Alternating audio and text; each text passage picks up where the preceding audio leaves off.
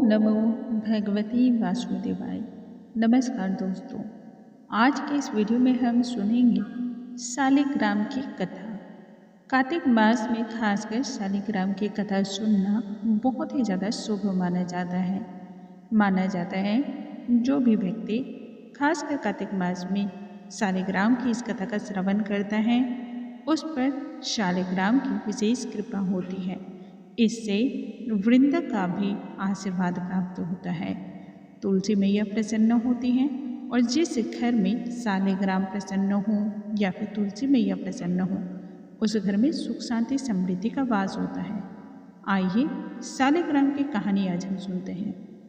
प्राचीन काल की बात है, एक बुढ़िया माई थी। उसने शालिग्राम की सेवा ले रखी थी।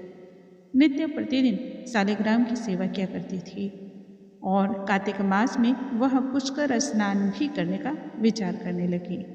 शालिग्राम में स्नान का विचार करते ही वह अपने पड़ोसिन के पास जा पहुंची।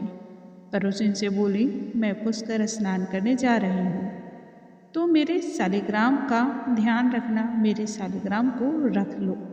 जब मैं लौट कर आऊँगी तब मैं इसकी सेवा को ले लूँगी। पड़ोसन बोली, मुझे शालिग्राम की पूजा करनी नहीं आती है, जैसे बताओगी वैसे पूजा मैं कर दूंगी। तब पड़ोसन ने बुढ़िया माई से सेवा का विधान पूछा। तब बुढ़िया बोली, प्रतिदिन सुबह सवेरे इनको उठाना प्यार से, अच्छे से लोरी गाना, उसके बाद फिर लोटे में भरकर पानी लाना, आते समय बगीचे से पुष्प तुलसी का दल तोड़ कर लेते आना, फिर भगवान को जल, कच्चे दूध, चंदन इत्यादि से उन्हें स्नान कराना, श्रृंगार कराना, पुष्प अर्पण करना, तुलसी दल अवश्य चढ़ाना, उसके बाद दूध या फिर अन्य किसी चीज़ का भोग लगाना। दोपहर को जो भी रसोई में तुम बनाओ उसका भोग जरूर लगाना। संध्या काल जब हो जाए तब एक दीपक जला देना। ऐसे ही सेवा करनी है और तो कुछ है नहीं। तब पड़ोसी ने कहा, ठीक है, जैसा तुमने बताया वैसा मैं कर दूंगी। इसके पश्चात वह बुढ़िया माई वहाँ से चली गई। अब पड़ोसी बिल्कुल उसी प्रकार से सोचने लगी करने का। फलतः उसने बिल्कुल ठीक वैसा ही किया जैसा कि बुढ़िया माई कह कर गई थी।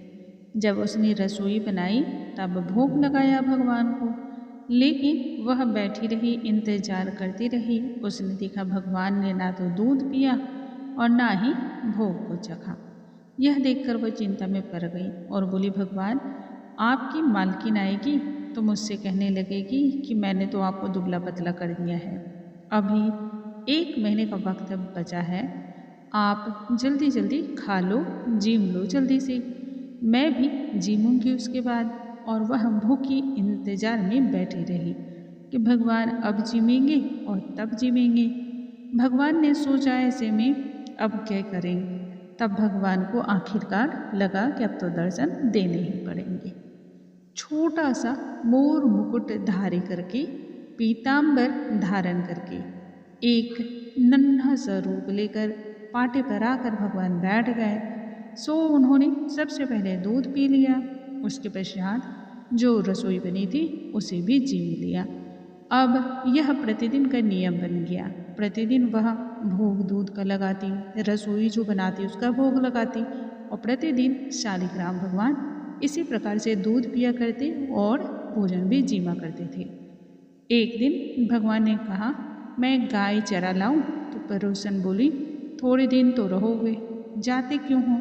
पर भगवान तो थे, वह माने नहीं। हाथ में सोने की लाठी, कंधे पर हीरे मोती का पीतांबर डालकर और स्वर्णमयी आभा के साथ गाय को चराने चले जाते।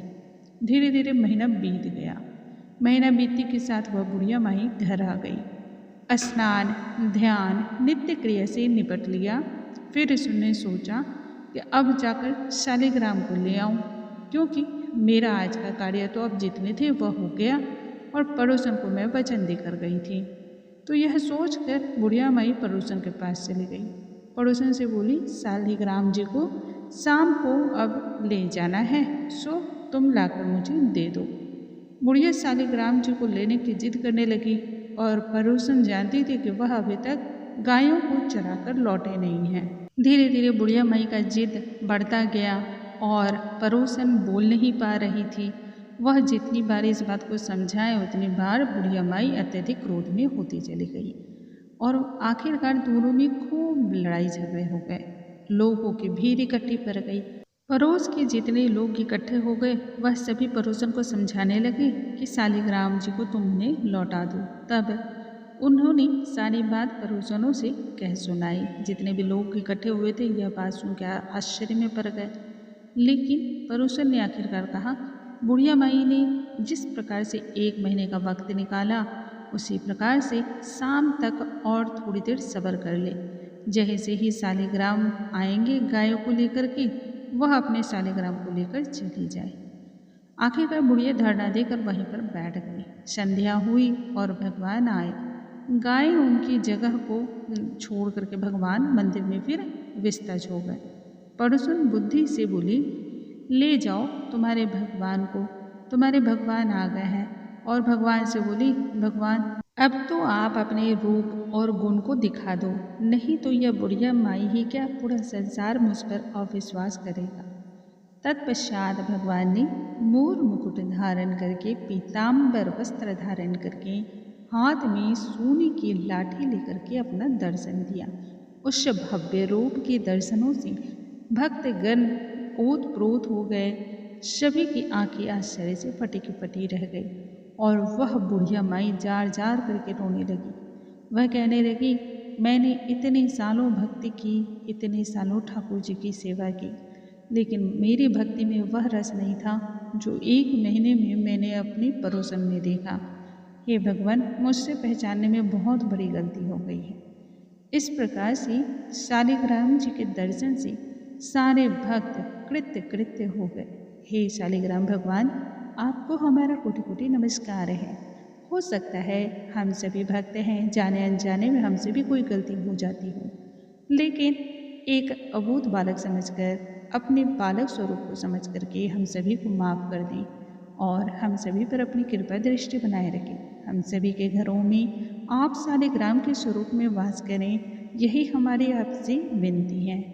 आपको मेरा कोटि कोटि नमस्कार है। दोस्तों, इस प्रकार से शालिग्राम की कथा के श्रवण से भक्त जीवन भर शुद्ध, सात्विक और निर्मल मन के भाव से उनकी भक्ति करते हैं।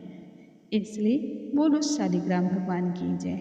और कमेंट बॉक्स में ओम नमो भगवती वासुदेवाय लिखना बिल्कुल ना भूलें। अगले वीडियो में नई जानकारी के साथ हम फिर से मिलेंगे। तब तक के लिए नमस्कार दोस्तों।